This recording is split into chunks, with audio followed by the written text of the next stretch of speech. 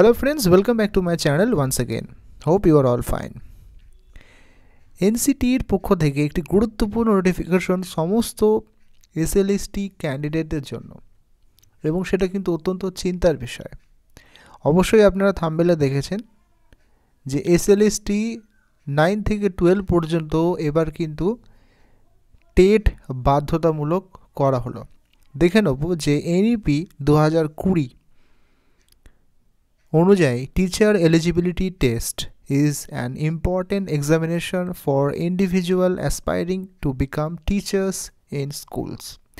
এতদিন পর্যন্ত শুধুমাত্র কিন্তু আপার প্রাইমারি পর্যন্ত এটা বাধ্যতামূলক ছিল, অর্থাৎ টেট পরীক্ষা এবং তারপরে সাবজেক্টের পরীক্ষা। কিন্তু এবার থেকে 9 থেকে 12 ক্ষেত্রেও কিন্তু সেই টেট পরীক্ষাটা বাধ্যতামূলক করা হলো। 9 থেকে 12 পর্যন্ত কিন্তু বাধ্যতামূলক করা হলো। নোটিফিকেশনের নিচের দিকে আরও স্পষ্ট করে লেখা রয়েছে, NCT is working towards proposing and implementing TET at the secondary level class 9 to 12। এখানে কিন্তু বলা রয়েছে বিস্তারিত যে গাইডলাইন বা বিস্তারিত যে নির্দেশিকা সেটা অবশ্যই আসবে।